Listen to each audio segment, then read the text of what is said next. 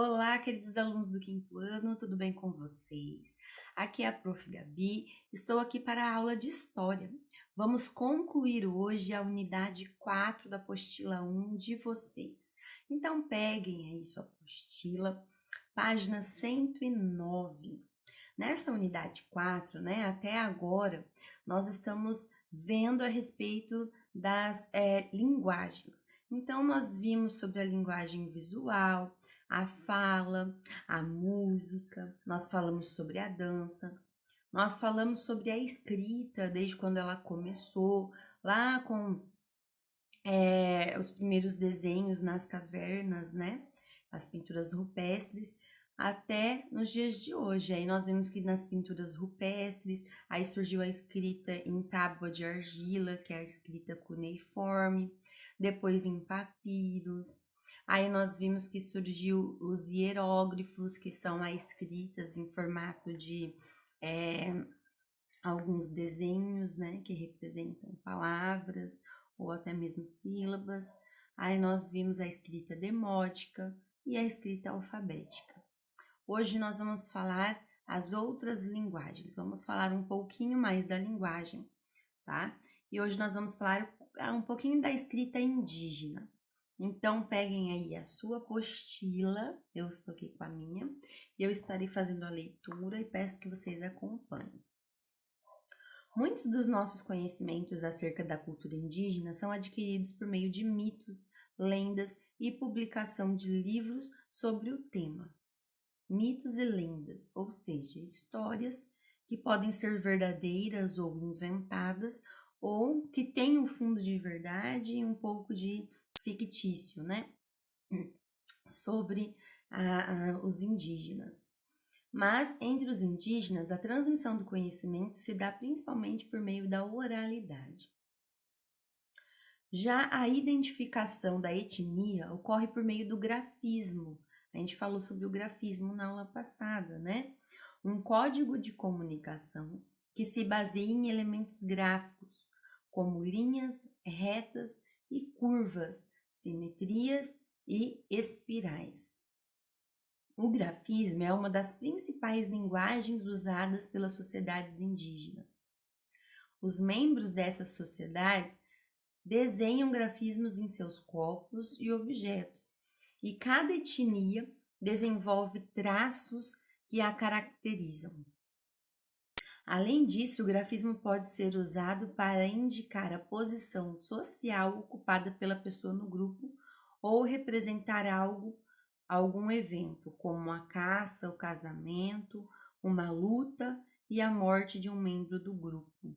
Nós sempre vimos, né, em vídeos que mostram rituais de alguma aldeia indígena e eles estão com o rosto pintado, com o corpo pintado. O grafismo também está presente em praticamente toda a produção material indígena. E aqui nós temos um exemplo, né, uma imagem de um grafismo indígena, tá, da etnia indígena Cuicuro, do Parque Indígena do Xingu, aqui do Mato Grosso. Então, os indígenas, eles têm realmente esta cultura de fazer o grafismo, seja no corpo ou nos objetos, né? E conforme o ritual que eles vão fazer, o grafismo é diferente. Tem grafismo que representa coisas específicas, né? Por exemplo, a dança da chuva. Aí eles fazem um desenho específico. É um casamento, aí fazem outro desenho específico. E também, conforme o nível, né? É o representante da aldeia. Aí ele tem também um desenho específico e assim por diante. Apesar da forte tradição oral e do grafismo presente nas diferentes sociedades indígenas, a escrita convencional que utilizamos no dia a dia também é um recurso utilizado por essas sociedades. Vamos ver um pouquinho mais sobre eles. Lá na página 110. Atualmente, é possível encontrar registros escritos sobre mitos e lendas indígenas feitas pelos próprios indígenas. Olha só que interessante. Hoje em dia já tem indígenas que escrevem livros com mitos e lendas de sua aldeia. que, na condição de autores, buscam usar seus livros publicados para preservar suas culturas. E eles publicam este livro para que as suas culturas não sejam esquecidas e sim preservadas. Outros recursos muito utilizados pelos indígenas hoje são as tecnologias de comunicação e informação, como redes sociais, sites e blogs, nas quais o cotidiano e a cultura desses povos são compartilhados. Além disso, muitas escolas indígenas tornaram-se bilíngues. O que isso significa, bilíngues? Significa que as crianças e os jovens estudam tanto a língua nativa, né, da sua aldeia, como um segundo idioma, que na maioria das vezes, né, as aldeias indígenas aqui do Brasil estudam o português. Com base nisso que nós acabamos de aprender sobre os indígenas, vocês estarão lendo e respondendo as questões 5, 6 e 7. A pergunta 5. De que forma muitos indígenas têm buscado preservar sua cultura? Por exemplo, seus mitos e suas lendas? Nós acabamos de falar sobre isso, né? Sobre a questão das publicações de alguns livros aí. 6. Como a tecnologia é usada pelos indígenas para preservar sua cultura? E aí? E 7.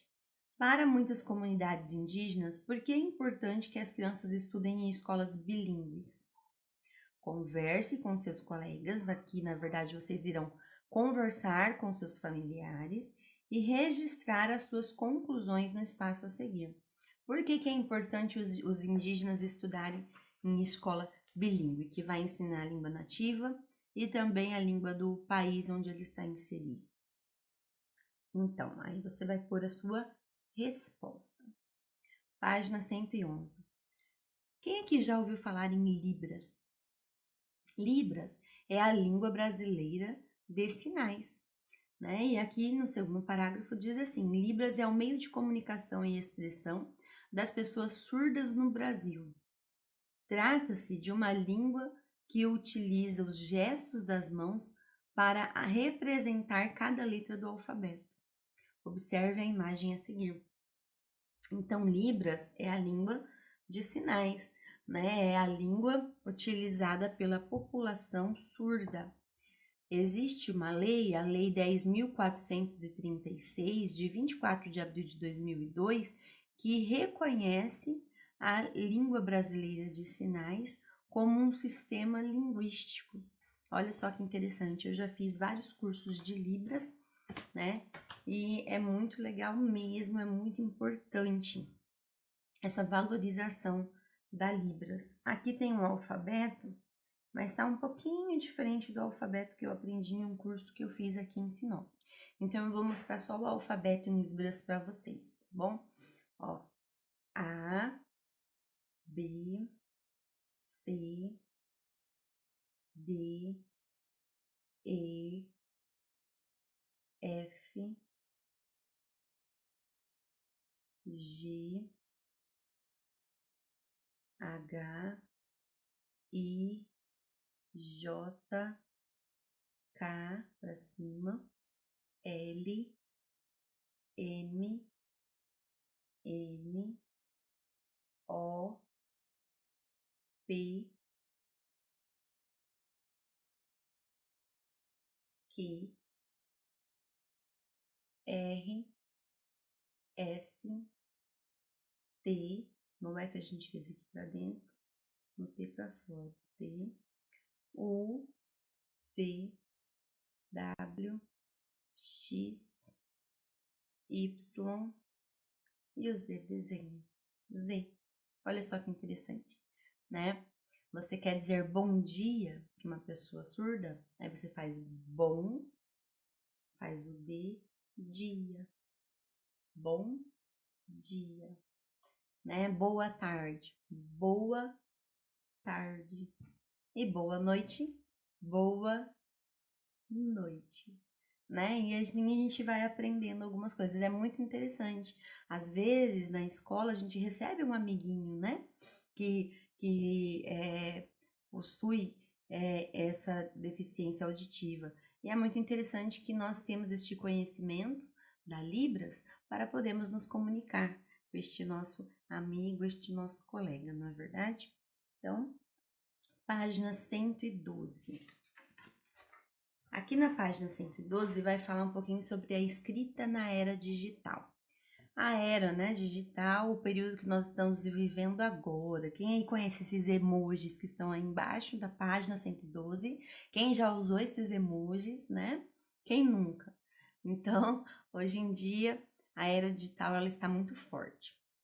No mundo das novas tecnologias, a comunicação tem lugar de destaque. Deixa eu só diminuir aqui um pouquinho mais a minha câmera, que não precisa ficar tão grande.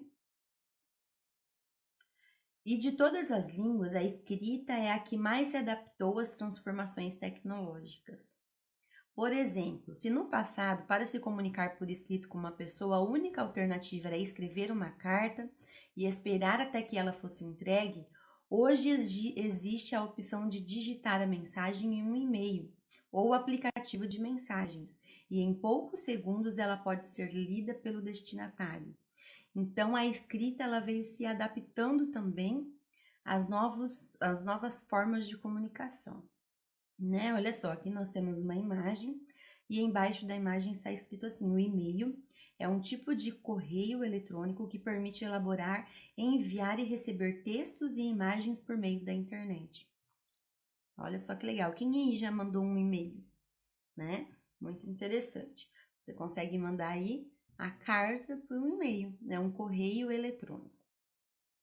Outra transformação a qual a escrita se adaptou é que, mesmo sendo enviadas por correio, as cartas podem ser digitadas em computadores e impressas em papel. Hoje em dia, praticamente impossível, né? Quase não tem mais a carta escrita à mão para ser enviada pelo correio.